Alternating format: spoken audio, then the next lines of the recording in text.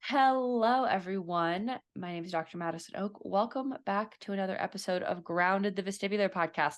I have a wonderful Vestibular Group Fit member with me today who is here to share her story and how it relates to all things, mindset, movement, all the things. You do it all, you've done it all. And I also love this story because this is a story of someone who is doing all the things she loves after not knowing what was going on for over 23 years. So, welcome, Geri.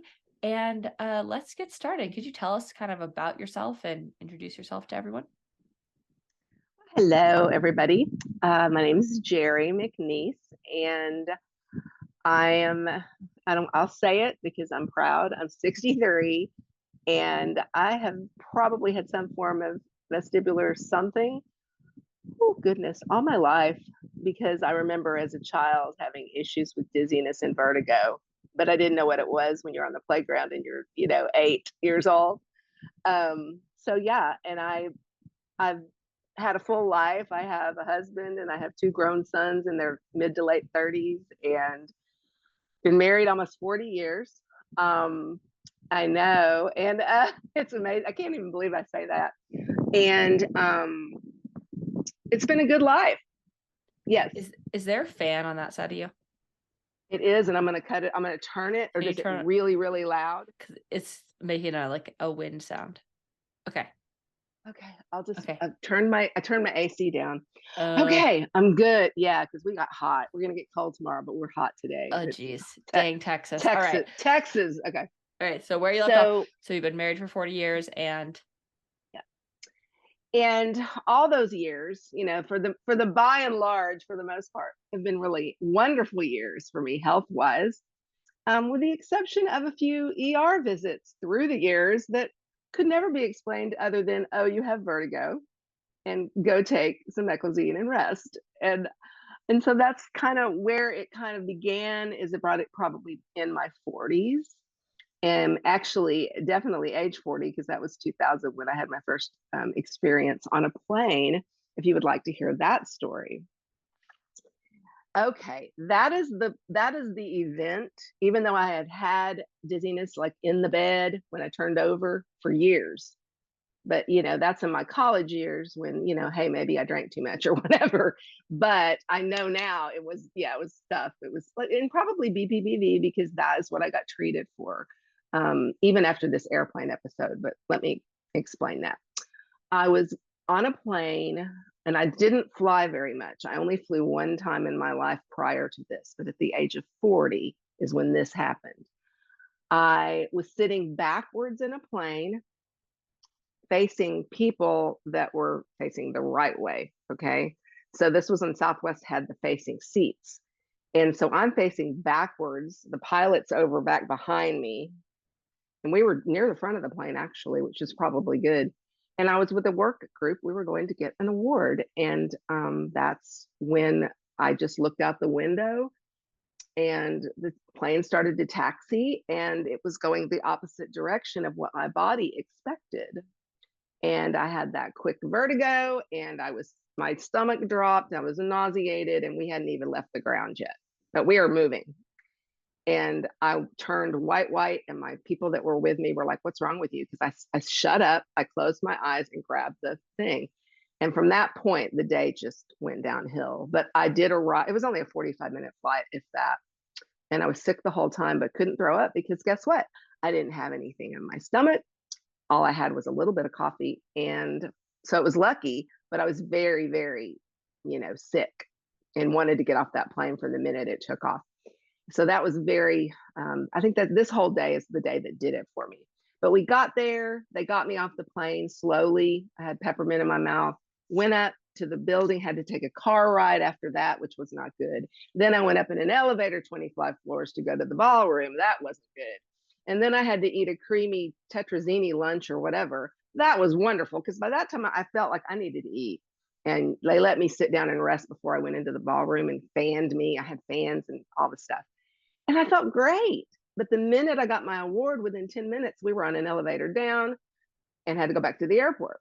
So my body didn't get a chance to recover from, and I had a creamy lunch in my stomach. So They gave me a Dramamine while I was getting on the plane. Hello, that didn't do very well. And this was on top of the taxi ride that was like kind of the New York experience, because we were rushing to make a 2 o'clock flight. And we were like 10, they had to hold the plane for us, I remember. And they're dragging me through the airport, and I felt like I'm going to puke all over the airport. And I had to hold it in. It was just horrific. And so I'm on the plane. And of course, as you expect, I got very sick on the plane, used everybody's bags, passed them to me, passed them to me. Everybody was holding me. I had my wrist, somebody's pressuring my wrist across the aisle. I'm moaning like I was having a baby. I mean, it was something out of a TV show. And I'm not exaggerating either. And that Oh, was I know. just, it's not a pretty thing to be in. And that had never happened to me on a plane. I'd only flew once or twice before that, but I was in my 20s. So I thought, is this what I'm doing now on a plane at 40? Well, I guess I can't go anywhere. So it scared me. I went to the doctor the next day because it continued, by the way. I got off the plane on a wheelchair. They let me off first. I had holes in my knees of my pantyhose. I'm like tears, mascara. It was just not a pretty picture. And I had to stay at the airport and let my sister pick me up, got sick on the way home to her house. It was an awful night. My husband kept giving me Pepto-Bismol and I was throwing up. So this was an event that lasted, okay? So I went to the doctor the next day and he said, yeah, you have travel sickness. You have Oh, motion geez. sickness. Oh, geez. And so here, this meclizine is what you're going to want to take for the next few days to get better. And then you're going to need to take this and hydrate really well before you ever fly again. And so that's how I treated myself for the first few years. And then round about 2007, I started getting the episodes of where I'd look up and be dizzy. And so when that I could actually make myself dizzy, but I had to turn my head to the left. That's what back into the left, and I would start spinning. But I wouldn't get nauseated. Not like, I'd be like, that's weird. So that kept up, and I asked the doctor about it, and he goes, you know what? You probably need some vestibular therapy or some PT. That's what they called it back then. Physical therapy for the epley for that procedure.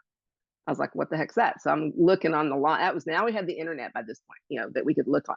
And I said, okay, they need to position something. They said, but don't take your meclizine because they need to know. And I was like, well, darn, if I'm feeling like a dizzy, that's what I've been taking. And so, because I had little episodes where I would feel kind of, especially if I had a cold. And so I would take it and rest and feel better after a couple of days. So this meclizine was part of my life for several years. I didn't take it ongoing, but when I needed it. So when they told me I couldn't take it, I was kind of worried. But I went in there and, oh yeah, I got really, that wasn't good. And they were testing me for, the MRI. I've had a lot of those, and they never showed anything except empty cella, and you have a vein back here that, is kinked. Those are the only things they ever found. So I did the epley stuff probably twice over those years. And it was around 2010 that I was by myself and had an episode that visual stuff started happening to where I couldn't look at you and then turn over here. If I moved my head, and this was at a point where I'd already started my hooping instruction, my hoop business. So during the 7 to 10, I was busy starting to hoop, and I was so excited that I had something of passion to fill my days, and I didn't have time to think about dizziness. If I felt dizzy, I would just sit down, drink some water, and look at the back of my hand, and it would feel better. And then I'd go pick up my hoop and I'd go, because I had a business to run, and I had to prove to my husband that this thing was going to work. So I had a mission, and that's what kept me, I think, Madison, out of my feelings and all up in my feelings, because I was busy doing something I liked, right? Totally. I really loved. It is so important to have something like that. And I love that you have that. And we'll talk more about your hooping in a minute. And that's exactly what kept me going all these years, was the fact that I was doing something I loved, and I was, gosh darn it, I'm going to prove you wrong. And almost in a way of saying, silly brain, shut up. I don't have time for you right now, dizziness. I would really think that. I wasn't saying it, but that's really where I was. And so that was a good thing, right? But it got bad one day when I was by myself. I had an episode, and I did that fight or flight, and I didn't have anybody with me. And I was in this big cold warehouse by myself. Actually, it was the hot warehouse that time. I did it another time, but that was the first one was hot. And I just sat there and I couldn't even oh my God, every time I opened my eyes, everything was spinning and I had to pick up my phone and call my husband. And here comes the ambulance and all the things. And I was in the hospital for a couple of days. And that was the first time after they calmed me down in the ER and admitted me to test me again for MRI and all the scans, even though I knew several years earlier there's nothing wrong. That's the first time they said, you're presenting like you have migraine because you don't want bright lights and you don't want to open your eyes. Everything hurts. Everything sounds at, you might want to take some Valium. That was what he told me. And of course, me being me, always sensitive to medicine, I'm like, oh, hell to the no. I do not want any meds. I can do this on my own. You don't understand. I hoop and I calm myself. So I'm good. That was my attitude pretty much all these years until, the last couple of years.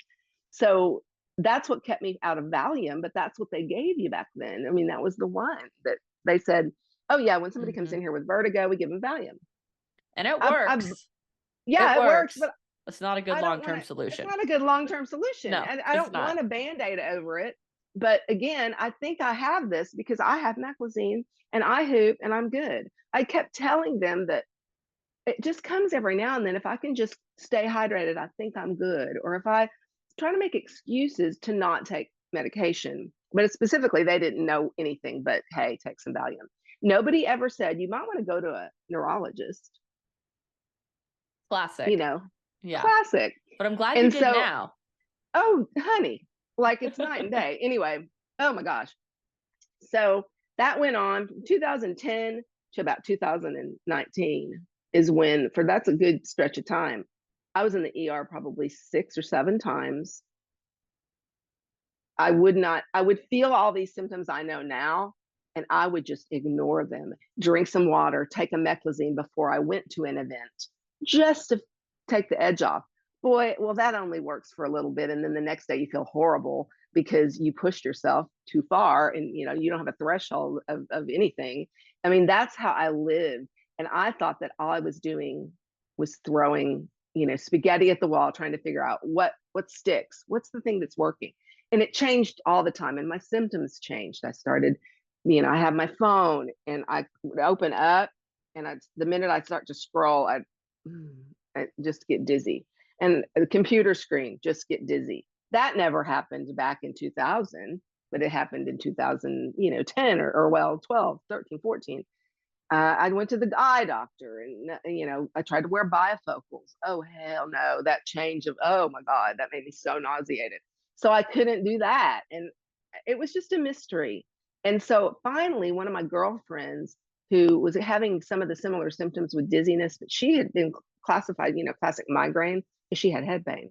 But her migraines would sometimes cause her to be dizzy, but nauseated. And she goes, why don't you go see a neurologist? She goes, I hate mine and I really don't like going, but maybe you would. And that really made me want to go. And I was like, no, I don't want to go. And we can do this. And she was one of my hoop friends. She's one of my hoop friends. She goes, this helps. We'd be hooping and talking at the park. And she'd go, this helps me way more than, going to the migraine doctor. And I was like, right? Yeah, it does. So, I mean, we convinced ourselves that our movement of hooping was the thing that was going to cure us, when in essence, I really did need more help. I just kept balking. And then there's the whole expense factor. That was another reason I didn't go. And I know people look at me and go, how did you survive that long with somebody that knew to this? Maybe they're younger and they're just finding it out. I know they look at me and go, how did you do that for 23 years? It was at the point that I didn't have a choice really by right of, there wasn't as much information now as there was then. So I felt like I would say this to so many people at Madison.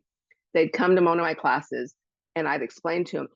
I'd find literally women every other week. Oh, I get dizzy too.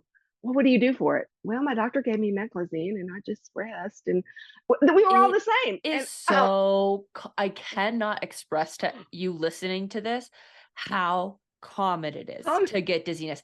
And vestibular migraine, I was just talking to Dr. Jenna on the podcast about this, is up and coming on like the same number, not quite the same, but like almost as frequent as benign paroxysmal positional vertigo. Like, I believe it. So common. Well, here's the thing. You're not alone. When it really hit me was when I went to my primary care doctor in 2020 as soon as we could go to the doctor. Remember, we were locked down for a while, and that's a whole other topic, how stressful. If you already have this, that made you dizzy 24/7 because you were fearful of everything. And so I was going, I am just so dizzy. And I said, it's because I'm cooped up in the house and I can't poop.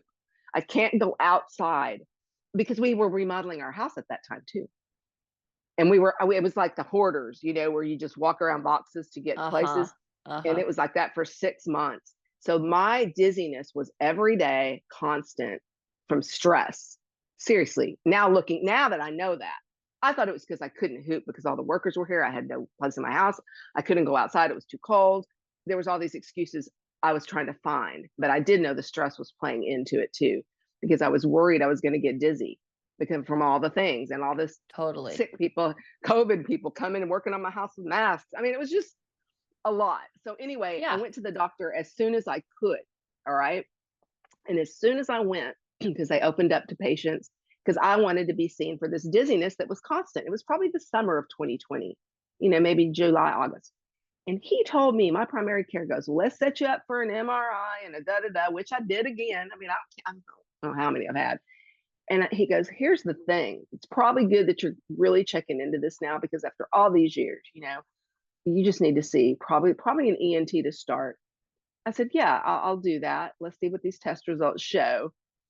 And then every COVID got bad again, and then we couldn't go. And I was like, oh, screw it. I mean, it was like a long wait to get into this ENT. So I stopped at that point. But he goes, here's the thing. Doctors do not like to deal with dizziness. I mean, we've known him for years. Oh, it's He true. goes, because It's so it can true. be so many things. So if you just keep coming to me for this, it's not, I'm not saying I don't like it. It's like, I can't really do anything. You need to go into specialists. From there, you either see a neurologist or an ENT or whatever. So I knew from him, that's the steps I needed to take. But I think what prompted me to finally get a diagnosis and find out, and I've told you this before, it's thank God for Instagram. Like, it's just the social media place to be. I would say Facebook, where I'm prominently more, really, but I love Instagram too. But there's something different about Instagram that It totally is. Every social it's just a platform whole is a different. little bit different, and I Yeah, find different like levels of knowledge about vestibular disorders on TikTok than I do on Instagram, and engagement is different on exactly. Facebook. It's just different. They're all different. It's just way different. But I mean, Mhm. thank God I am on, because I almost gave up Instagram, because I was just like, it's just too many things.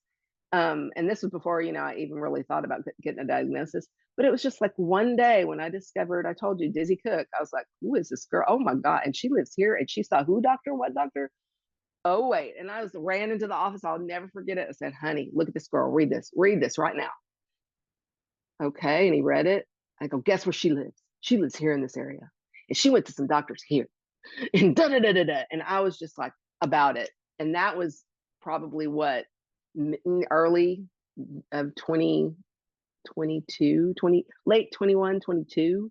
And it took me until December to finally decide. I mean, I just sat on that fence going, well, and then I read her story. And then I started reading other people, found you, started hearing other horror stories about doctor visits. And I'm like, oh. And then I decided to join your group just as I had my appointments, because I figured, well, at least I can be open and honest in there about this whole thing starting to happen. I'm going to go see people with these like special tests that I've never had before. And there's probably going to be people in that group that have had these tests too, Oh yeah. right? Oh And yeah. they're going to be able to tell me their experience.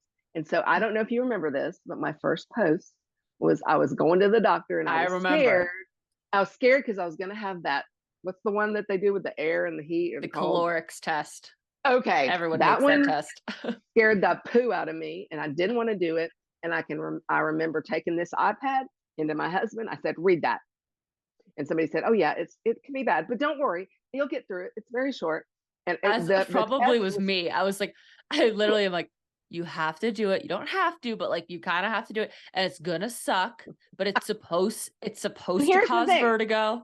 Yes, Do and it that anyway. word Try your vertigo, best. word vertigo would set me into dizziness just to hear it. I'm the girl that gets nauseated and a little flipping the stomach if I watch a ride at the amusement park, right? So like the mention of the talking about it, it just, yeah. So I sat there and I said, honey, I can't do it. I was crying and he goes, you are not going to cancel. We are not canceling. It is tomorrow morning. And I'm like, honey, I was just bawling. And he's got, what is up your butt? No, you know what? It wasn't the day. It was 2 days before, 3 days, because Sunday, it was on a Monday. The Sunday night I went in there and I said, well, read this. And there was another comment that said, no, wait, let me back up. Let me rephrase that. Somebody came in and said, it's really quick. Because you're right there, you're safe. They all these words were in, whoever commented, it might have been Jenna or you, but I think it was somebody else. And they said, really, the other members in group are the best resources, better than me, better than Jenna. Like they y'all really lived are. through it. It's the best really, group really, yes, it is. So I said, you know what? I'm okay. He goes, so we don't need to cancel. I said, no. And then that morning, we had our bag with all my goodies, like all my little, meds or whatever I need, my little go bag. I had it with me just in case because I thought, he goes, Geri, don't you think they're going to have something for you to calm yourself? And I said, I'm taking my stuff because if I start to feel sick, I need my ginger ale, I need my peppermint, I need all the things. So I brought a little cooler. It was ready to go. We're in the elevator. Such a great tip. I want to back up. That is such a great tip. If you are going to get a VNG, I tell everyone this, but like literally this is the best tip. Bring your ginger ale, bring your Coke, bring your stuff. Your stuff to feel because secure. they don't have it at the office. Insurance doesn't pay for that, so doctors' offices do not have it. They don't typically. I don't want to bother them either. I want to be prepared. And I even brought like this kind of, like the thing that you sniff on that's got good, this thing. I use this a lot. And I was like, the whole time. It's like smelling salts, like good things, breathe. And it smells like eucalyptus. It's wonderful. So I'm sitting there with all my things and I'm in the elevator and I sat in the room and he goes, so what changed between today and Saturday? I said, well, Madison's group calmed me down, talked me off the ledge, and I can do this. I can do this. Other people, everybody in that group that's ever had it, they are still living. I said, they are in that group typing on their little computers. They are not dead. I will not be dead. It's true. That's such a good way to look at it. I was literally in your group less than a week. Yeah, definitely. And so he was just like, well, all right. Because he wasn't talking me off the ledge. He was the guy, right? He was like, we're not canceling. You've come this far. You are not canceling. That's all he had to say about it. So that was my experience on the very first day of this journey as far as getting the testing done. And then for your listeners, I will say, you know what's great about it? They have you in complete darkness. They are talking you through it the whole entire time with their words of answering questions about fruits and vegetables in your house and colors. And you're just too distracted to think about being dizzy. And if you are, it's like so controlled because you're in a chair that you can just grab onto. And it's not like you're on a boat moving around or anything. It's very doable. Like after it was over, I went, oh, that wasn't bad at all. Oh, yes, that's what we're looking for. Like, and yes, so, it causes dizziness, but it's supposed to. And I know it momentarily, sucks, but it's gonna go away. It's gonna go away. And it's a real quick thing, and it goes away, and then you're done. And then the result is they find out something, either or they don't. But in my case, they found I have left nerve weakness. So this left side's always been my bad side anyway, and then my right's okay. And so they said that later on, they didn't say when or why, you may want to have the other test where you're in the chair and moving around because your body, the reason I'm so fatigued all the time, and this makes total sense, is your brain's having to compensate. Everything's having to compensate for this weakness. So your right side's doing more. And that's why over the years, I mean, let's just face it, I'm not 20 anymore. So as you get older, things, it's like on a car parts, things kind of go bad. Well, this is only going to maybe, it's not going to stay the same. It's probably going to increase, not get better, is what I'm saying. But I've learned to accommodate and live with it. My brain has. So my job is to keep my brain really healthy. Totally. It totally is. And everyone always asks me, and this is such a good question, but this is a really common one. The question is, why am I so tired all the time?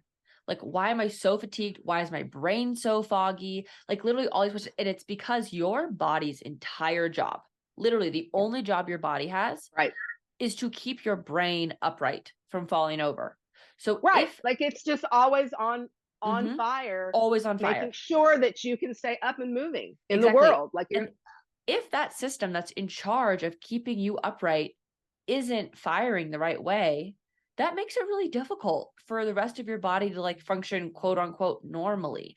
And so if you're having this fatigue, like yes, there are things that we can do to decrease the fatigue, like gaining strength is going to be really helpful, sleeping enough, yes. eating the right way, staying Yes. hydrated, like all these things are going Yeah. to be helpful.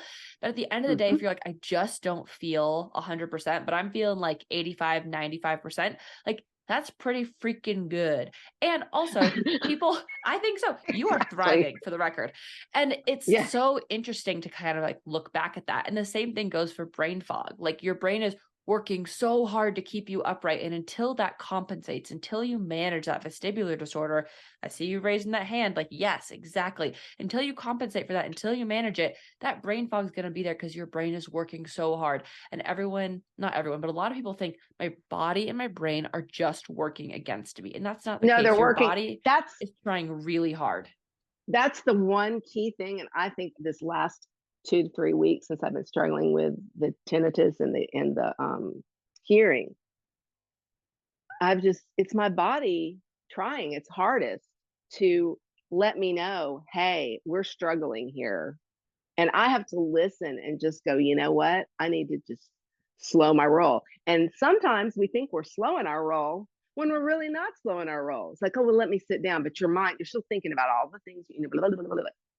And that is just as damaging Hold, as being physically active. yeah, totally. And I think that damaging might not be the right word, but like exhausting as the rest of it. Exhausting. No, it's not Exhausting. damaging, Totally. it's And that's exhausting. okay. Yes, That's fine. that's I think it's an exactly important what thing I'm to at. remember that like there's cognitive rest, there's physical rest, there's emotional rest, there's spiritual rest. There are so many Mhm. different ways that you rest your body. And it's important to know that like sometimes my body needs physical rest, but emotionally I can just like sit on the couch and talk to my husband. Sometimes it's I can't possibly talk to anyone else, but I could go on a walk and I'd be fine. I can And exactly. knowing It's like that. Mhm.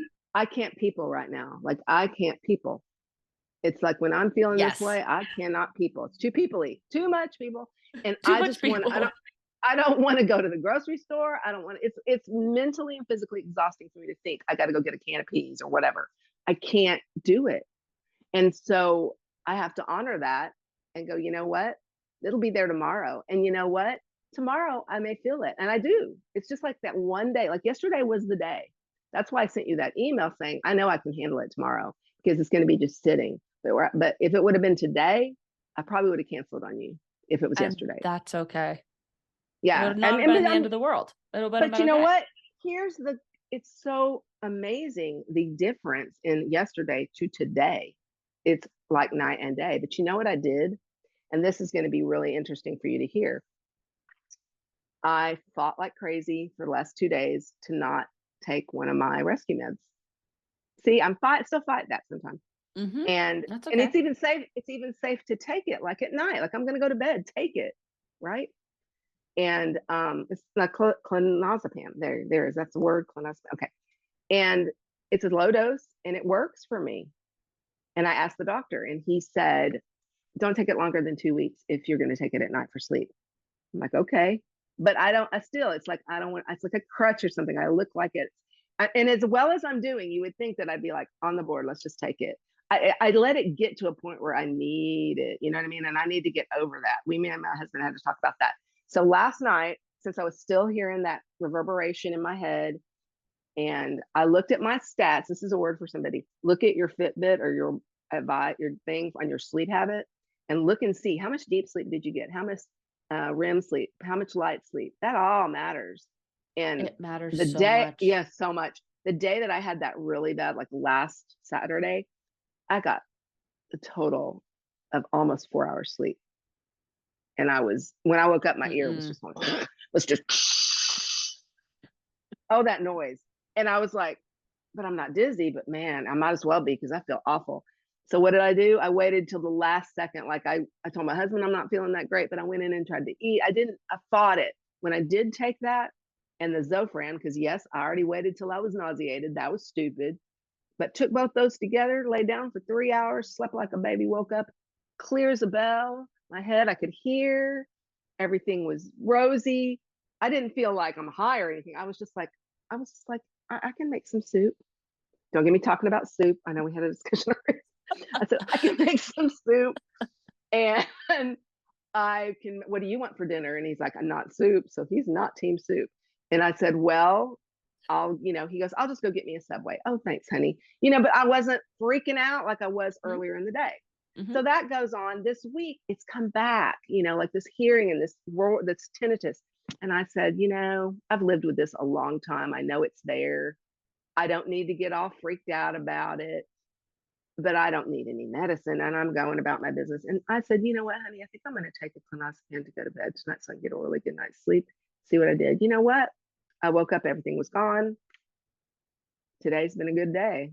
Took the dog to the groomer. Uh-huh. So it's like that clonazepam works for me to take it down a notch, let my nervous system rest, let my brain rest a bit.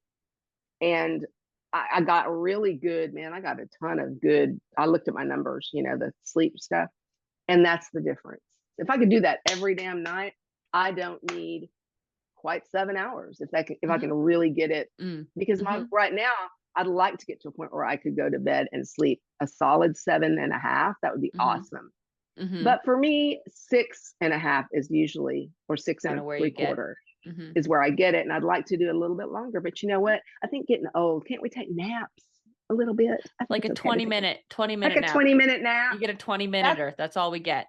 Okay, that's all we get. All right. It's all we get, unfortunately. But a rec I have for sleep is there's obviously a sleep module in Vestibular Group Fit, but if you want like a really like deep dive into sleep, Andrew, and I will link this below in the show notes, Andrew Huberman's sleep podcast is unbeatable. I'll also send it to you after we record.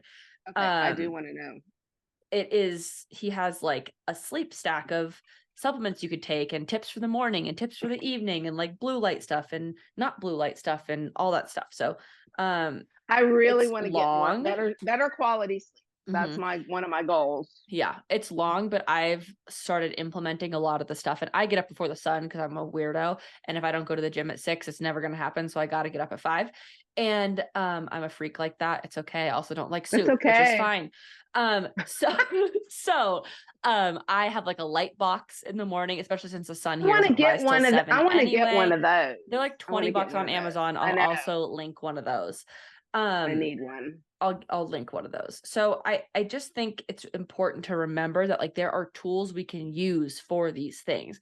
And if you're like, I'm really having a hard time with like the mindset, but I think I can improve my sleep, like improvement of sleep improves mental health. So like it's all gonna kind of like if be your jumbled sleep is together. Good, your mindset is totally better. It's so much easier. And you kind of look at it like, you can be a real bear and already irate at something before you get in the car, and then it's the same thing because you're short fused. Sleep makes us short fused, and that doesn't mean we're going to go out and be mean to people. We're mean to ourselves. Oh my God, yeah, and don't treat ourselves kind because we're just amped up. We didn't get enough sleep, and so I'm late, I'm this, I'm that, and that just all adds up into our brain. And 100%. All right, so we're going to change the topic a little bit. I'd like to talk about movement, strength training, and hooping. We can kind of jumble them all together before we get to rapid fire.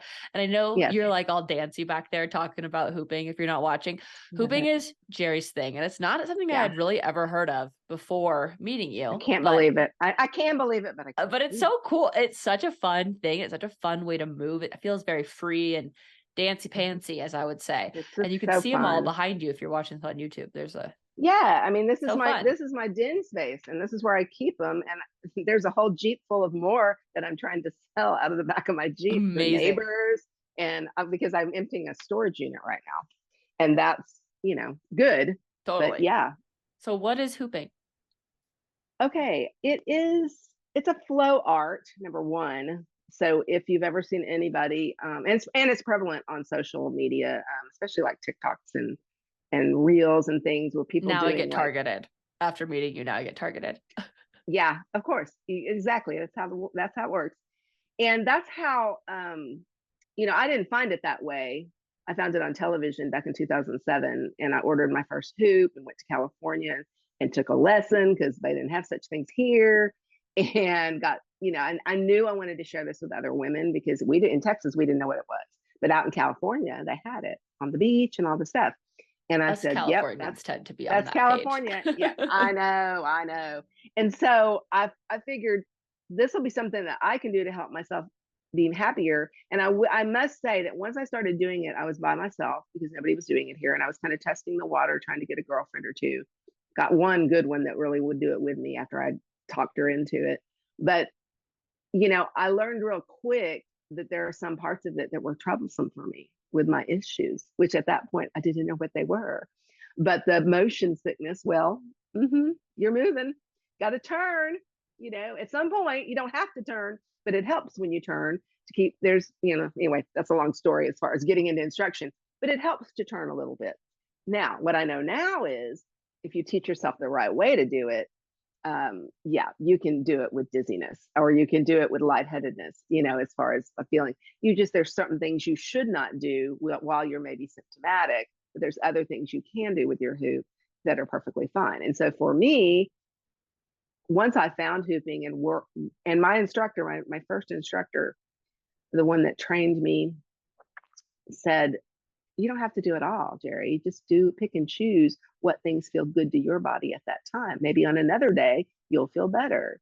But if you like holding that hoop and you like spinning it on your hand above your head, if that makes you feel good, then do that. And don't worry about turning in the hoop and, all the things. Mm-hmm. And that's my approach ever since 2008, because I just gave myself a lot of grace. It's a very positive activity that makes you feel like you're a kid again, and it brings up a lot of joy in you. Like when you're doing it, it's like, that's why I love to teach classes in person, or I did so many. I don't do them that much anymore at all, but that it's that euphoria somebody feels. It's like, I'm keeping it going. Oh my God. It's just a lot of fun. It makes you feel joyous. And I said, this feeling is helping me. And I noticed, I remember having that discussion with my husband going, have you noticed I haven't had all these episodes since I started hooping? Like, I'm so much happier, and I'm just, it's just great. And he was like, whatever. He never believed in it that much at the beginning, he was just like, whatever. And then it just started happening that more women wanted to come see me because I made myself visible out in the community. And then I was like, I'm going to have a place where I teach it, or I'll go teach at yoga studios or something, because it is very much, it's not like yoga in the fact that it's more still and poses. Mm-hmm. It's more like yoga in the fact that it's a mind thing, that it takes you, when you're hooping, you cannot think of anything else, and you're zoned into your body. And for us, I think we were talking about something in the coaching call today about, it's when you're telling your body to do one thing here and then another thing here, you have to think about three things at once. Yes. When you hoop. And so it slows your mind down to the present moment, to I have to feel, I feel this point on my hip. Okay, here I go. And then I got to push with that hip, and then I got to raise this hand here. So it's like chewing gum and tapping and then rubbing your stomach. It's like doing three things at once. Your brain has to really, really focus in. So you don't think about anything but that, which makes you forget your trouble, which is, it's not even the exercise part, right? It's the mind part. So it's similar to a practice of just slowing down. Either it's a mindfulness activity. It's a mindfulness activity. It is a flow, a mindness, and mindful, and people don't see it. That's the problem, is they see it as a circus thing, and frilly and funny and entertaining, and it's which so it also much more. is, but it's like so much more than that. That's how I feel. Like in the winter, everyone knows you can't get me off the ski mountain. It's why I live in Wyoming, and hello, I love it here. Don't get me wrong. But I'm a Californian, right? And you have to find something in your life that even if you're not excellent on, I am nowhere near the best skier that exists. I'm fine at it. but it is like a peaceful thing. It's something I have to focus on. I have to make sure I'm Yes, doing, and something it's that is peaceful. so meditative and peaceful and like mind resetting is so important. And I think a lot of times it gets away from us in chronic illness that we're like, Yes. okay, well, I just have to do like everything that I possibly can do to heal this. I just need to like, if I just think about this all day, every day, it's just gonna get better. I And was most just of those, there last week. I was 100%, just there and it last week. doesn't work. No, And you know it. no. You are here to tell us it doesn't work. But you know what does work is finding something that brings you joy, whether that's being in service to others, whether that's Mhm. a meditative art, whether that's just meditating every day, whether that's baking a batch of cookies every day. Like, I don't care what it is, but finding something that you can be like, yeah, I love this thing. This works for me. I'm having a blast. And it kind of just like calms my mind, my nervous system. Again, I don't care what that thing is, as long as it calms you down. Yep. Because sitting here and saying, just go calm down is not, that's the No. most, that's And never that's going to work. It and just that's makes what everyone my angry. husband would say. You need to calm down. Go calm down. That doesn't work. And now it's like, I gotta go hoop. Yep. I'll be Gotta back. go. Be back. See And ya. I just I'm take going a to go little play break in the in my backyard. hoop. I'm gonna go play in the backyard for a minute. Yep. And that's exactly what anything, it's like that. And like, I think I said that today in the coaching call, the anticipation of the joy that I'm gonna Yes. feel when I go outside just for 15 minutes, or even 5, whatever I have. I'm just going to feel the joy for a minute because I can feel that hoop on my body, and I'm smiling because it feels just as good today as it did 8 years ago, 10 Yep. years ago, whatever, And right? everything can still suck and you can still find joy in something. And I think that's important to Exactly. remember, because like Exactly. it's still like I still have a vestibular disorder and it's still really annoying and I still feel dizzy, but like this thing brings me a lot of joy. And if you don't have that, I'm not saying that like you're bad or wrong or something's wrong with you or anything like that, but like making an active effort to be like, is there something that I think I'd enjoy, no matter how weird it is? This is why we have Amazon.com now, because you can order literally anything you want on the internet Oh, and get it in 3 time days. out. Don't Time order a out. hoop on Amazon, order a hoop Don't. only. Don't, because we I'm will not talk about saying this in a me. second. Yes. Yeah, But that's the find one something that caveat. brings you Find joy. It's something that not brings. weird. Yeah. Anyway, how do we get a hoop? And how do we take classes with you? Because I know the answer is Yeah. not on Amazon. No, I am actually, my hoops are on Amazon. I have an Oh, Amazon store and everything, okay. but don't go do it there because they Yeah, are priced order from. higher because Amazon's very expensive as It far as, is. It's just if it sells easy. stuff But there, yeah, it's no, I'm just with you. easy to get. It's just But easy. I'm got I've got hoops that I make that are custom to the individual. And that's the thing you miss if you don't really understand, um, why do I need a certain size? Why do I need a certain weight? And which you don't, in this is a blanket statement, you do not need a weighted fitness hoop. Do not, it will hurt your body. It will bruise you. Do not buy one of those off the Amazon just because you heard the word hoop today. You need to listen to people like me that are experts that have been hooping on bodies of all shapes and sizes for the last 14 years, 15 years. There's reasons why hoops should be bigger and smaller and only weigh under 2 pounds and things like that. But my hoops, if you go to my website, am I allowed to say it? Yeah, I'm going to link it at the bottom. Aroundjoy.com. Okay, anyway, I make those hoops specifically. They're generally the same size for everybody, but let's just say some people need a little bit larger just to give them an edge, because all shapes and sizes need the right size hoop. That's what you don't understand. You just think, oh, that hoop in the box will fit me. Well, no, not necessarily. Bigger is easier. Smaller is harder. So we don't want to go real small as a beginner. Right. So that would be my one thing to if a takeaway for anybody that's going, should I hoop? Just slow your roll, sister. Go to my website, read up, go into my social, look at some of my posts about the sizes of hoops and why I repeat myself all the time. Just like I'm sure you repeat yourself about certain things about vestibular, I'm repeating myself all the time Yeah, I about have a certain top things with 3. moving. Yeah, I mean, you know what I mean. I know So, exactly what you mean. but I mean, it's I can teach somebody about this till the cows come home. It brings me so much joy to enlighten people about the fact that no, the bigger hoop is your friend. You don't want that little toy. Toys are for No. kiddies, and they're really, but they come home with a little one and go, I got this. Now what do I do with it? No, you need a big hoop, sister.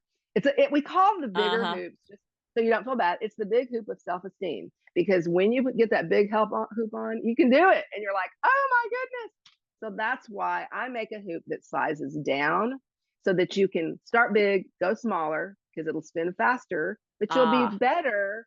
You'll be stronger because you have built up some skills. You'll Right. enjoy this. I was at a wedding the other day and there were hula hoops Yeah. on the dance floor. It wasn't my wedding, it was someone else's. And they were so tiny. And there's a bunch of like dudes in their 30s trying to hula hoop and they just kept falling and falling and falling. You would not But it believe brought the us so people. much joy because it's joy. hilarious. Yeah. I think it's all good. And the thing is, what it also teaches you, and this is good for the vestibular brain, it teaches you repetition. You have to try over and over and over again to perfect a certain executed move. And you can have 4 or 5 simple things you learn to do, and I guarantee you will go out and be doing it, and somebody will see you do it, whether it's your husband, a family member, or you're out in the front yard, brave enough to go out into your front yard and hoop in front of people. That's a hard one. But if somebody sees you and they go, wow, it could be the most simple thing, but you're doing it, and they're amazed. And it was hard for you to learn it maybe, but you know what I mean? So there's a self-esteem boost there, that in the crux of all your vestibular crap, you've got this thing that's for me. My eyes began to open bigger and bigger to this when I started my physical therapy. And you know this, but my therapist had me bring my hoop, because she was just like, what do you do? What? Bring that up here. So I would, every day in the elevator, I would go and I'd have my little hoop with me and I'd put it together, and she would be like, good God, this is so good for your vestibular system. She was just so amazed. And she goes, because she used that big word, proprioception. And she said, you have to move your feet, and you are looking over here and you're looking over there, and you got to keep this hoop going. And now you're moving it up here and putting it on your hand. And you got to move your body in space and time in a way all at the same time, plus manipulate an object. It sounds complicated and it sounds hard, but it's really not. It's science. It really is science. And what's that brain science thing you spoke about when you're learning something? Neuroplasticity. That, okay, all that. Yeah. Brain change. Like yeah. BNFs or BDFs. Oh, BDNF. That's the chemical released when you are doing like different types of workouts, and it is pretty much required for neuroplasticity to happen. It's brain-derived neurotropic factor. This is why I make people exercise, not force, but like you need to be exercising. This is why. And so what I ended up learning from that, because she knew about it too. And she goes, you're constantly in a state of learning if you're always pushing yourself to, okay, now I know how to waist hoop. Let me learn how to do it in the opposite direction, or let me learn how to bring the hoop down to my hips and bring it back up. Let me learn how to do something with my hands in the hoop. You're constantly firing off these chemicals that are keeping your vestibular system. That little connection happening. That little connection. And she goes, do you know, all these years, that's when she said, she goes, I think without this, you would have been way worse off sooner. Totally. And I'm like, hallelujah. Hallelujah. So, yep. You know, 100%. And I love your story with hooping, about hooping. Like, it's been so fun to learn about and like watch. And now, of course, I'm getting targeted on Instagram, but I love it. Like, I think it's so interesting and fun to watch. That's the thing. If you start, I want to caveat that too. Vestibular people are going to hear this, and then they're going to want to see it, and they're going to see me do it. And then they're going to start getting hit up on their social by different videos with other hooping. These are hoopers that have been, let me just clarify. There's a whole lots of genres of this, like there are with anything. So you're going to see Cirque du Soleil looking stuff. You're going to see flow. You're going to see scarves and poi and all these things. Now, keep in mind that stuff's good for vestibular, but you can go down a rabbit hole and really hard stuff. You're going to try and go, I can't do this. Don't cut yourself short. It's like watching a professional football player or a professional soccer player or a professional tennis player or a professional dancer. And you're like, I can't do that. It's like, well, no, but they started where you are now. They started where you are now. So exactly. So think about the fact that I, as a 63-year-old woman, did not start hooping until I was 47. I was never a hooper. I never hula hooped as a child. Now, did I dance? Heck yeah. Was I a baton twirler? Heck yeah. But I was the baton twirler that could not spin more than twice to catch her baton. Almost threw up practicing that. So I knew my limitations, right?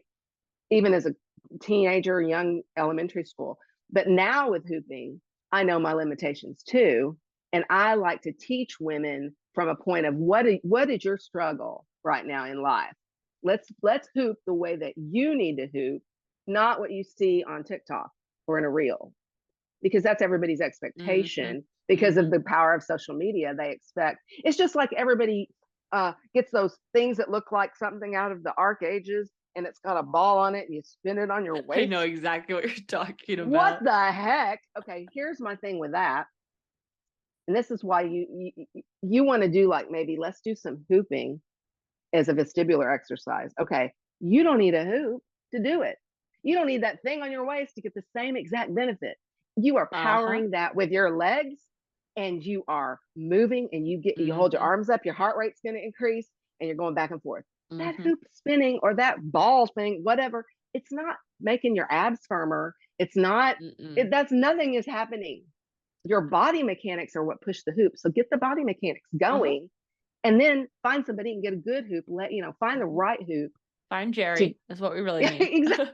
But oh She's God, here. when I see those things, it makes me angry because a Yeah. lot of people get them and then they hurt themselves. They try to Mm-hmm. overdo it. Mm-hmm. That thing moving around, it's very dangerous, and all that stuff has got limitations of time on it because they don't, they know that it's dangerous, so they Mm-hmm. put a 10-minute disclaimer. It's just, Mm-hmm. I'm on a soapbox sometime about that, but That's I, okay.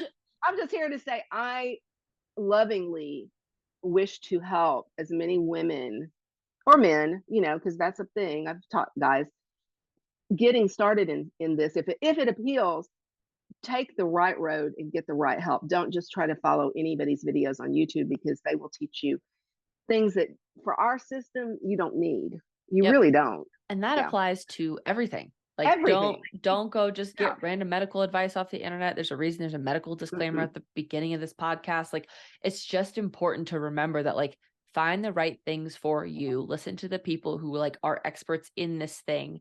People have gone to school and practiced whatever for Yes, years and years and years to do a very niche specific thing, whether it's that was me. hooping, whether it's vestibular therapy, whatever it is. People go to school to these things for a really long time to learn a very specific thing. And usually, not always, but usually they love it. And it's like their life's passion. I am speaking from Yeah. experience to teach you about Yes. this thing and make it better. And so if you Yeah. find the person who is an expert in that thing, you will feel better faster, or you will And be better at it faster and feel ask the comfortable questions. with it. Ask the questions. Like, I know people hit you up in comments on your social. I love when that happens, because then we can get a Totally. dialogue going and other people can read it and they can be more informed.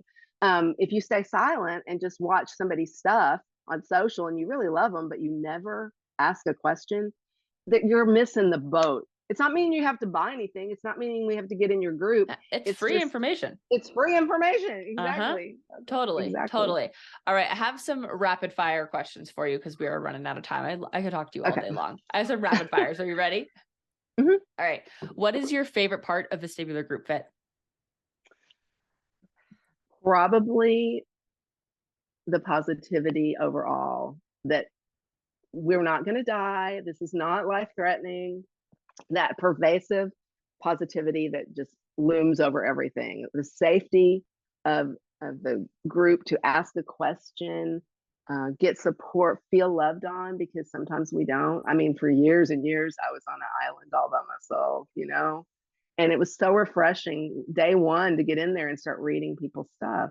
Mm-hmm. I love the movement because it's opened me up to other things. Yay. Like, you can't see, I've got my little weights here. I've got my Check little you out yoga in your mat strength out. training. Yeah, I've got everything. Oh yeah, because I need it. I know I need it. And I've got my room set up so that I could do vestibular group fit videos. Mm-hmm. And I can dance if I feel like I want to dance. I I can love it. dance. Um, I got ballet. I got new practice ballet shoes for the ballet. Oh, fun. You're taking ballet with Bridget. I love that. I do. I watch her, and I I do. don't I take comment her on classes. them. Yeah, I that's take her okay. classes. I do I do too. yours. And what I love about the movement, all the movement in there, you're constantly reminded. Now, only do what you can. Maybe like you might be doing a whole set of 10, but if I can do 3 or 4, that's cool. And That's you totally talk cool. like that. You don't get videos of anybody Mm. in other exercise modes that are going to be going, okay, let's hit 10 right now. 10, 9, 8, 7. They never say Mm-hmm. one word about how you're feeling today or your vestibular or whatever. If you're, feeling a little off today, then you can rest this one out. all the other videos don't address us, but yours do. Yep. That's why I made So it. It's where it that's why you comes made from. it. That's why I I made it. know. It's why we're here. And I love doing it. So it makes me so happy. All right. Yeah. What's the biggest goal you've reached or would want to reach as a member of Vestibular Group Fit? The biggest goal. I feel this is truly, I feel like I'm at a place where I can impart wisdom to people more than get help, because I was all up in my feelings for the last couple of weeks. And I've never done that video. I've never done that before, but I was just like, would somebody tell me this? And then looking back on it, I'm in a new place today. And that was just less than a week ago. It's like, I'm at a point now where I want to keep on that role where I'm like, I know I have a migraine disorder. This is a new symptom or manifestation. Deal with it. Like, deal with how you're supposed to deal with it, because it will only make you better. You know what I mean? Totally. Instead of what's causing this, that rabbit hole, I can't go down that. Yeah. It Letting go of the why exactly did this happen today? What exactly caused this? Like, new and changing symptoms, always tell your headache specialist. And this is such a hard thing to do. So I feel like I'm like get preachy when I talk like this, but you said the exact thing. Like, it's less like why, and more like, okay, this is because of my migraine disorder. This is what I do with it. I'm going to be okay. And that is so important. And I'm proud of you. And I had to talk to a friend, a mutual friend who has vestibular issues. She's not in group, but I don't, excuse me, I don't know that I'm not gonna say her name, but we're on like a call basis. And she's kind of like my vestibular sister. We just kind of text every now and then. And I said, I'm having a moment. And she goes, look here, I just don't do it anymore. I just deal with the symptom. I'm tired of the rabbit holes. And I said, I needed to hear that. And it was like a 5-minute conversation, but it's something my husband never would have said, because my husband is that personality. He has to research everything. And so he's, you know what I mean? And I can't talk to him about this stuff like I can to you guys, because his analytical brain always wants to fix it. Totally. You want to fix it. Yeah. You want to fix it. Absolutely. All right. I do have one other thing. Yes. I have one other thing. Okay. You said, what's my goal in Vestibular Group Fit? We're going to get there. I do want to do a class with the women. That's my. We're doing it. We're going to do it. Okay. That's the goal. Another goal. After we finish recording. Yeah, that's a goal. Because for many weeks now and months, I've been thinking about it. We've been thinking about it. I know it's just been chaotic, but we're making it happen. It's on my mind. Don't worry. Okay. I'm feeling better about it. Is what I'm saying. My physically better. Yeah. I love it. I love it. What's one thing you wish you knew when you got diagnosed that you knew now, or when you first started having symptoms that you wish you knew then? I'm going to go back. I want to flip that question and say, what is one thing I know now that I wished I knew back in 2000? Yes, exactly. Yeah, exactly. That's what I want to say.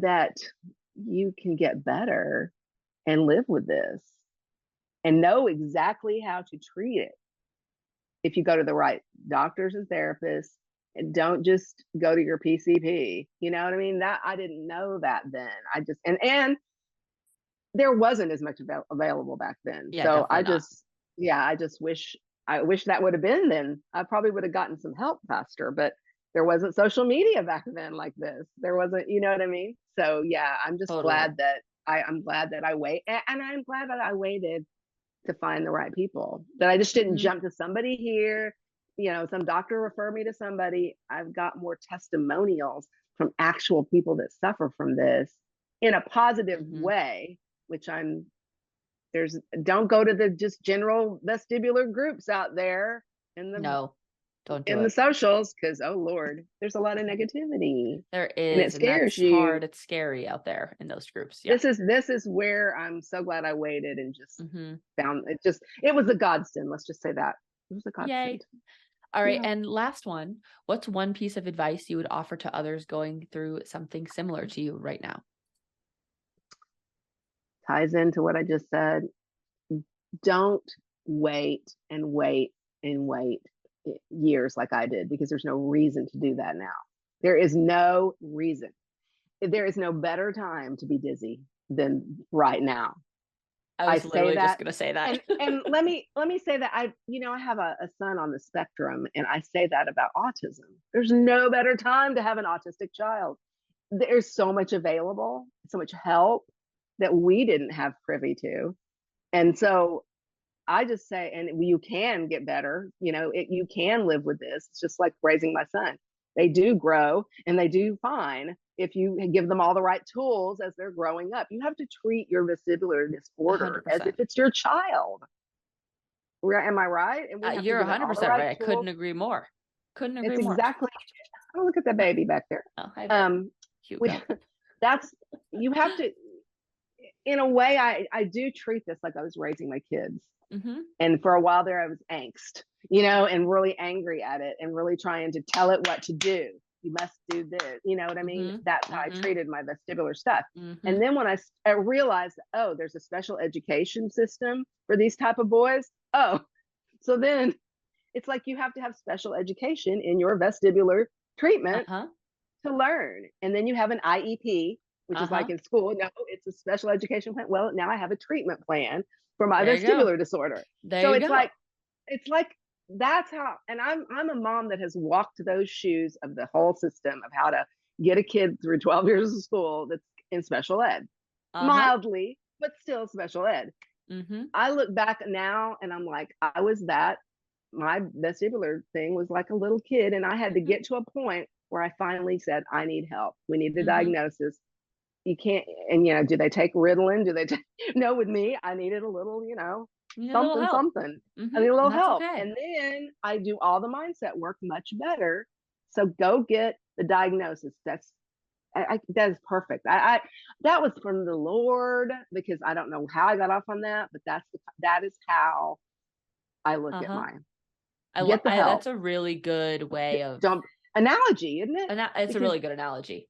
That's how I talked to my husband one time about it. I said, I feel like I've got a third child that I have to manage, that I have to be, and I'm in my 60s and I don't feel like it. We don't have grandkids and I'm really not. I'm okay with that.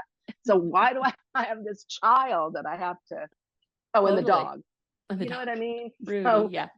Yeah, Rudy. So don't hesitate. The therapists that are out there like Madison, oh my gosh, they're so awesome. Y'all know so much, and you're hungry.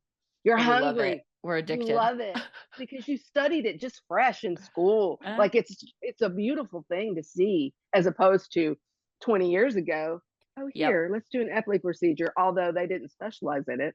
They just saw somebody for a shoulder, and now you're coming in and they're going to make you dizzy. That just didn't feel good to me. No, yeah, I know. You know what I mean? Now there's I know exactly what you mean. Oh, now we're special people just for this very bizarre niche thing and when you find a good vestibular therapist, whether you come see me, whether you join group, whether you find someone in your area, whatever, when you find a good vestibular therapist, you will know, because we are addicted to the vestibular system. We are obsessed. We love it. It's like a passion, right? It is. It's just like 100%. Your passion. 100%. And then this is the other thing I wanted, and I thought of something else. Did my husband love the fact that we had to pay out of pocket for my appointment with Dr. Bay? Not really. But did he do it because he knew that was the guy? Or that's, and I'm not saying he's the only one, but when there's a specialty out there and it's not covered by insurance, let me just tell you, in all my 63-year-old wisdom, paying that money then is way better than paying a lot more money later, which will happen because ER trips are not cheap, even with insurance coverage. Do your thing. Find the doctors that are well recommended, that know this field. Search, go to your vestibular association, disorder association. Look in your area. If you can't find them, get on the good Lord. There's stuff like neural health or whatever, and everybody's online. Yeah, everyone's online now. Vestibular Group Fit is less than $60, and it will tell you everything you need to know about your vestibular system. Like, it's just there's resources for you. Everything on my Instagram. This podcast is free. Like, there's so much information. Right. All you have to do is search for it. And if you're listening here, you already got it. Right, exactly. Like if you found Madison here on a podcast and you know nothing, you just go in, find her stuff, look at her posts, then you're like, okay. And then you can just even look and see who's she following. Oh my God, they do vestibular like testing with this group. And then you go follow them. And it just doesn't take very long to get hooked up with the right resources in Vestibular Group Fit. All you need to do is get in there and just see what all your tips and tools are. Yep. Oh my gosh, it's just And so now you good. just So take a don't quiz. Now you open it up, sign up, and you take a quiz, I answer some know. questions, and it will That's what you tell you needed. what you need. It's so We're good. there. It's today. I know. All right. I'm so happy for you. Thanks. But I'm yeah, excited. I would never try to self-diagnose. I wouldn't read Mm-mm. Dr. Bay's book and then go, I know I have vestibular migraine, so I got Mm-hmm. to treat it this way. That won't work. I had his Mm-mm. book. Listen to me. What is it called? The vestibular migraine. Victory Wait. over vestibular Victory. migraine. Let Uh-huh. me tell you, It's a that great book book. has, Mm-hmm. it's a great book, but you cannot read it and then No, no, self-diagnose no, no, no, yourself no, and no, then no. try to use the treatment. Let me just try some of these Mm-mm. supplements. I did Mm-mm. that for 2 years. 2 years. Don't do it. Mm-mm. Take his advice, like, okay, I feel like this is would work for me, or I need to find a doctor that will do this, Mm-hmm. or a headache specialist online. Do that. Mm-hmm. Don't It's try to do the stuff yourself. Yeah, it's really important to find someone who can walk with you on this journey, who can Yes. like show you, hey, this is going well for Mhm. you, or this isn't going well for you. And I am happy to be that person, whether it's in group, whether it's one-on-one, like whatever it is, I'm happy to Yeah. be that person. If you're like, I hate Dr. Madison, I don't want you to be that person, fine, find someone else, but Find somebody have else. someone Yeah. who can do that for you and with you, because it will pay off in droves. Like that's how you get your life back. So much. 100%. And that's the That's how only you do it. reason the only Mm-hmm. reason I'm better is because I made that leap. Like, Mm-hmm. I had been for 2 years trying that, and when I Mm-hmm. found you and I saw all this information, I'm like, it's like you feel like you have the mecca of vestibular help. And Mm-hmm. then you can read and listen and go, okay, that's what I need to do. I need to find this doctor, Mm-hmm. like that's what she suggests. This headaches or Mm-hmm. whatever. I Mm-hmm. wasn't doing that on my own. The Mm-hmm. money part scared me a little bit from Yeah, the it's an cost of investment doctor for visits, sure. And it's hard. but it's an investment in your health though. And Mm-hmm. now that I'm on the other side and I've done all the testing, that some was Mm-hmm. covered by insurance, some wasn't. But now that you're on the other side of the diagnosis, then you just get to work, get busy. Don't worry about that. You got it. You know what it is. You claimed it. You own it, and you can get the help, and Mm-hmm. you can just thrive. You can, Mm-hmm. Mm-hmm. for It's sure. true. It's true. Well, we're going to come to a close, but I Okay. appreciate your time so much. Thank you so, so much for being here. I'd love if you told everyone, and I'll link it below, where to Mm-hmm. find you on Facebook, Instagram, the internet, all the The places. internet. It is my long standing baby of a title of my business. It has a history. I'll never get rid of it. Around Joy, Love it. AROUNDJOY. And Beautiful. it's a .com. I'm on all social, most active on Facebook, on a Facebook page, Uh-huh. and Instagram. Yeah, I'm You active are. there too. I see you there. And I'm going to start writing more blog posts, I love it. instead of hooping related, more hooping related and vestibular issues, and opening up more about my struggles, because I have not talked about it a lot in all these years. I Mm-hmm. kind of hid it because I didn't Mm-hmm. want people to think I was, couldn't do some of the things Yeah. I'd done all these years. And I slowed down a lot. Mm-hmm. People could see that, but mostly it wasn't because I was older. It was because I was having a lot more vestibular Mm-hmm. problems, And you're and I not didn't admit alone. it. It is so incredibly common. You are not alone. So I love that you're sharing your story. Thank you so much for sharing it here. I'm sure it will be so helpful for everyone to listen to. And I will see you Yay. back in the group. See you later. Bye, Jerry. Okay, thank you.